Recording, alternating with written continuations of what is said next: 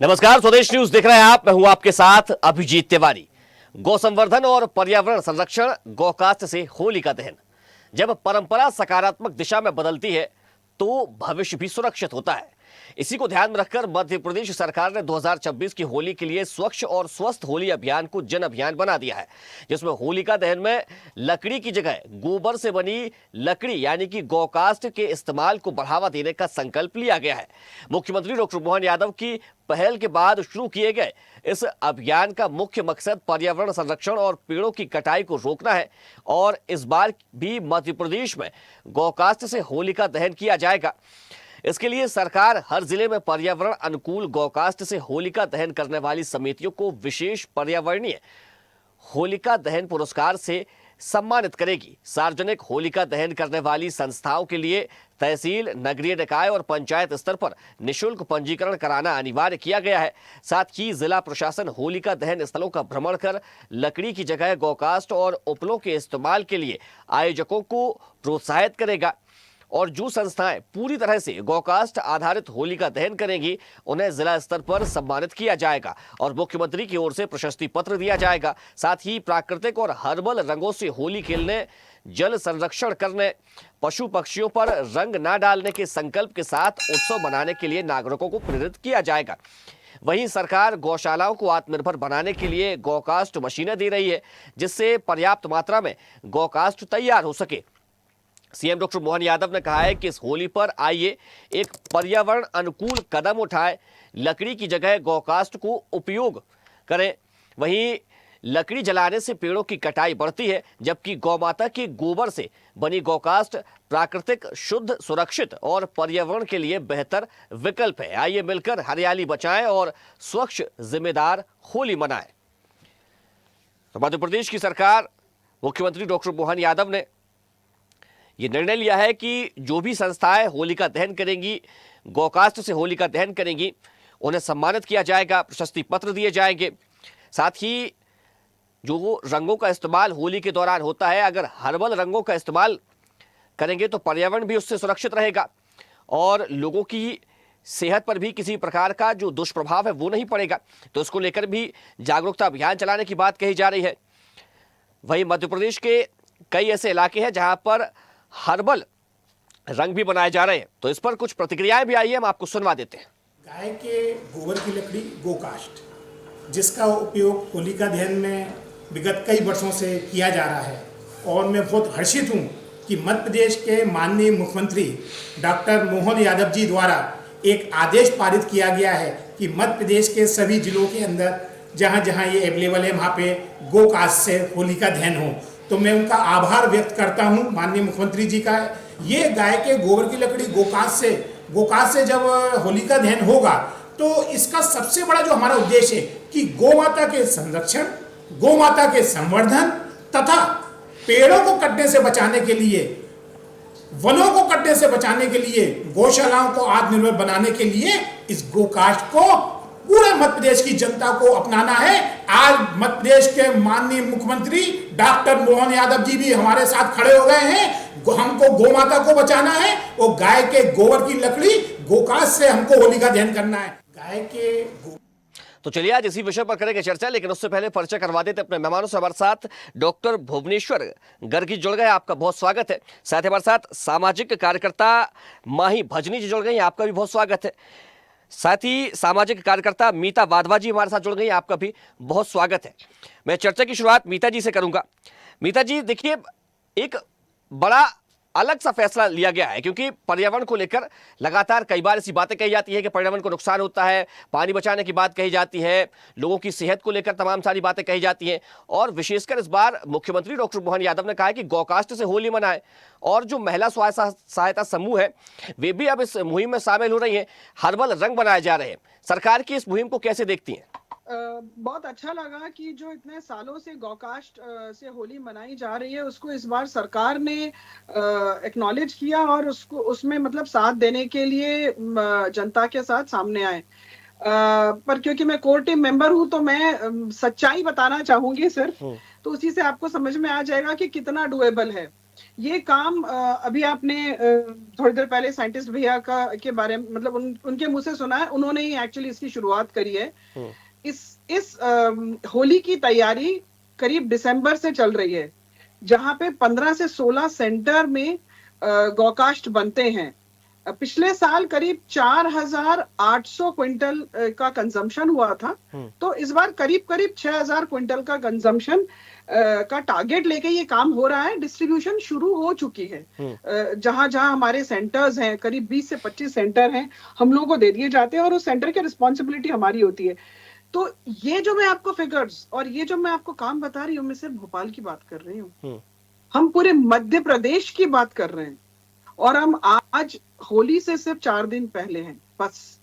तो इसकी शुरुआत जो हुई है वो बहुत अच्छी हुई है, लेकिन ये अगले साल के लिए बहुत अच्छा रहेगा। इस साल जो कैपेसिटी है उसके बियॉन्ड हम तभी जा सकते हैं जब मशीनें मुहैया होंगी, काम शुरू होगा। और फिर आप मौसम देख रहे हैं, आज फिर बाहर बदली है, सूखता नहीं है। हमारे कई क्विंटल बीच में जब 2 दिन बरसात थी वो खराब हो गए थे, उस पे काम कर रहे हैं। तो ये एक पहल है और ये बहुत अच्छी पहल है। गुलाल के बारे में बोलूंगी कि हाँ, गुलाल के लिए काफी महिलाएं काम करती हैं जिनको कभी प्लेटफॉर्म नहीं मिलता। हम ही लोग अपने गौकाश केंद्र में रखते हैं और लोग लेके जाते हैं। तो कम से कम अब जैसे दिवाली पे और दशहरे पे दुकानें लगती है, वैसे गुलाल की भी दुकानें लगेंगी और उसके लिए अच्छा रहेगा। लेकिन गौकास्ट के लिए बहुत ज्यादा काम की जरूरत है। हर सिटी में यदि हम चाहते हैं कि गौकास्ट का हो यूसेज, तो आप चाहे उसे जिला पंचायत के जरिए आगे बढ़ाएं या आप चाहे नगर निगम के जरिए आगे बढ़ाएं, लेकिन ये हर सिटी में सेंटर्स होने चाहिए। और एक सिटी भोपाल में अभी भी 100% कंजम्पशन नहीं है, तो भी सिर्फ 15 और 16 सेंटर्स ही हैं। तो मैं सिर्फ प्रिपेयर्डनेस बता रही हूँ इस होली की, उसी से आप अंदाजा लगाएं कि मध्य प्रदेश में कितना काम हो पाएगा। यानी कि पहल तो बहुत अच्छी है, लेकिन जो प्रोसेस है वो बड़ी स्लो रही, बहुत ज्यादा। माई भजनी देखिए सोचना थोड़ा पहले था। हमारे साथ प्रॉब्लम यही होता है कि हम प्रोएक्टिव नहीं हो पाते हैं, पर ठीक है, रिएक्टिव भी अगर हो गए तो अगले साल के लिए काम आएगा। ठीक है। माई भजनी देखिए, अब महिलाएं मध्य प्रदेश के जो लगातार आगे बढ़ रही है, महिला सशक्तिकरण की दिशा में लगातार काम किए जा रहे हैं। और अब महिला स्व सहायता समूह, चाहे हम पन्ना की बात करें, मंडला की बात करें या दूसरे शहरों की बात करें, टेसू के फूल से गुलाल बनाए जा रहे हैं, चुकंदर से गुलाल बनाए जा रहे हैं, तमाम सारे हर्बल गुलाल बनाए जा रहे हैं। तो अब लोगों की जो सेहत है उस पर भी सकारात्मक प्रभाव रहेगा, यानी कि कोई उसके प्रतिकूल परिणाम नहीं देखने को मिलेंगे। और अब महिलाओं को भी रोजगार का एक नया साधन मिल गया है, क्या कहेंगे? देखिए, ये जो मोहन यादव जी की पहल है ये बहुत ही सराहनीय है, क्योंकि सबसे जो शुरुआत की प्रॉब्लम होती है वो यही बात होती है कि शुरुआत ही नहीं हो पा रही है। तो अब हम ये कह सकते हैं कि एक सुखद शुरुआत है और धीरे धीरे चीजें एकदम से बहुत आगे बढ़ना, क्योंकि उस सारी चीजों को आगे बढ़ने के लिए सारे लोगों को साथ में होके काम करना बहुत आवश्यक होता है। और वो शायद मैं उसको नकारात्मक नहीं कहूंगी, लेकिन कहीं ना कहीं उस तरीके के हमारे यहाँ अभी लोग अवेयर नहीं है। हम जैसे अमिता दी ने जैसे पूरी बात बताई, या फिर हम जैसे सामाजिक संस्थाएं, हम कोशिश करते हैं कि सब कुछ बहुत तेज गति में किया जाए, लेकिन फिर भी कहीं ना कहीं सब लोग 100% अपना उतना एफर्ट नहीं डालते हैं, तो वो चीजें जो है वो बहुत स्लो प्रोसेस में आती हैं। लेकिन उसके बावजूद भी यदि छोटी सी एक सकारात्मक ये पहल हुई है, तो निश्चित तौर पे 1 साल 2 साल 3 साल हम देख तो पा रहे हैं भविष्य सुखद।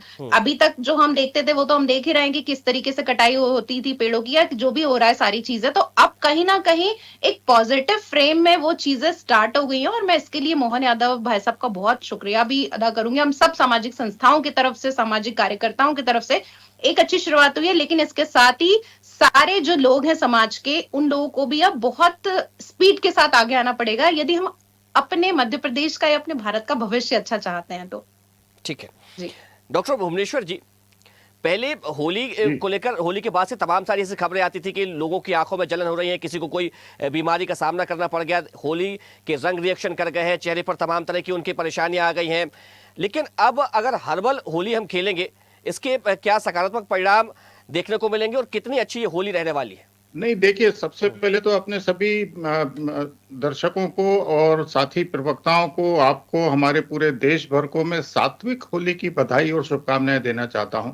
सात्विक होली में क्यों कहना चाह रहा हूं कि एक असुरी प्रवृत्ति छा गई है इस समय हमारे पूरे समाज में। जगह जगह हम देखते हैं कि बड़े बड़े ग्रुप जो धनाढ्य हैं, वो ग्रुप तो अपना एक सिस्टम बना लेता है कि सबके सब पहुंच गए, कहीं रिसोर्ट में, आउट हाउस में, कहीं बाहर फार्म हाउसेज में, और वहां पे दिन भर जो असुरी होली चल रही है, शराब से लेके, नशे से लेके, वीड से लेके, एक दूसरे को उठा उठा के कीचड़ में पटकने से लेके सब तरफ, तो ये असुरी प्रवृत्ति को हम किस तरह से सात्विक में कन्वर्ट करें, इसके लिए मोहन यादव हमारे माननीय मुख्यमंत्री जी की ये पहल मैं समझता हूं देर से ही सही लेकिन बेहद दुरुस्त है और इसको आगे बढ़ाया जाना चाहिए। अब मैं आता हूं आपकी बात पर कि इससे क्या प्रभाव पड़ सकते हैं। तो बहुत सीधी सी बात है कि असुरी और सात्विक के अंतर अपने आप में बहुत सारी चीजें बयां कर देते हैं, बखान कर देते हैं, उनके अंतर बता देते हैं। जब प्रकृति खुद अपने आप को मेरा टेसू यहाँ अड़ा से आच्छादित कर लेती है, अपने आप को सजा लेती है, हम जगह जगह देखते हैं, आप कहीं भी जाइए पीले पीले फूल सब जगह आपको खिले देखेंगे। पृथ्वी का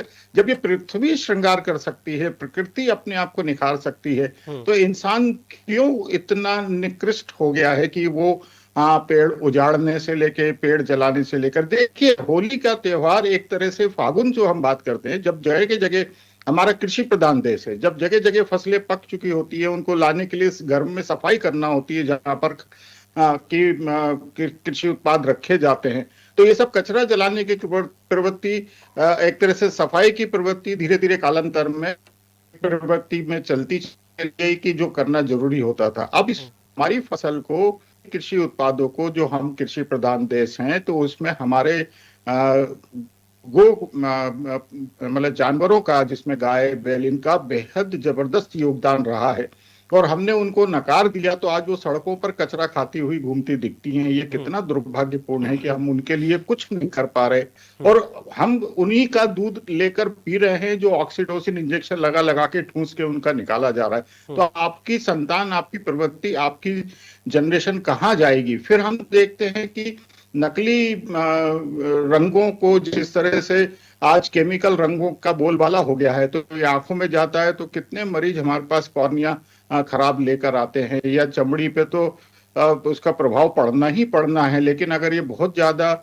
सांस के मरीजों के अंदर, या जिनको की इम्यूनिटी कम है, ऐसे मरीजों के अंदर जाता है, तो इनके बहुत सारे जानलेवा परिणाम सामने आ सकते हैं। इसके ऊपर हम लगातार पिछले 25 सालों से आर्टिकल्स लिखते आ रहे हैं कि किस तरह से हर्बल होलियां, आपको टेसू के ढेर पौधे पेड़ मिलेंगे और टेसू के फूल नीचे गिरे होते हैं कि आप उनको समेट लीजिए, पानी में गला दीजिए, आपका कलर तैयार हो गया। खुल के खेलिए उसके साथ होली। हर घर में मीठे गुजिये बनने की परंपरा थी। हमारी दादी शिकंजी बनाया करती थी, जिसका कि एक अलग ही आनंद होता था, लेकिन वो शिकंजी कालांतर में भांग और शराब और नशों में परिवर्तित होती चली गई, उत्पाद में परिवर्तित होती चली गई। इसलिए मैं बार बार कह रहा हूं कि हम सात्विक होली की तरफ आए। मोहन यादव जी की पहल सात्विक होली का पहला सोपान हो सकती है। हमें आगे अभी बहुत लड़ाई लड़नी है। गो कास्ट को, जैसे कि माही ने भी कहा, माही मेरी छोटी बहन बहुत कुछ काम करती रहती है, मैं देखता हूं इसके ऊपर, और मीता जी से मैं आज पहली बार परिचित हो रहा हूं। मेरा शायद ये सौभाग्य नहीं रहा कि मैं आपसे मिल पाया पहले कभी, बट मैं फिर कहता हूं कि हमारी सामाजिक संस्थाओं को, अगर हम गो कास्ट को, जैसे हमने अभी सिर्फ होली की बात की है, लेकिन अगर हम घर घर में वैकल्पिक ईंधन के तौर पे कंडों का उपयोग करवाने लगेंगे, और जिस तरह से शमशान घाट में भी अब गो कास्ट का उपयोग होने लगा है, तो मैं समझता हूं कि हमारे गो पालकों को बहुत कुछ एक मासिक व्यवस्था मिल सकेगी, मुफ्त पोरी की व्यवस्था की बजाय। बिल्कुल। मीता जी, देखिए डॉक्टर भुवनेश्वर भी कह रहे हैं कि देर आए दुरुस्त आए, पहल अच्छी है, लेकिन क्या लगता है कितना समय लग जाएगा इस पहल को धरातल पर उतरते उतरते, कि जब जहां हर जिले में गौकास्ट से ही जो है वो होली का दहन किया जाएगा?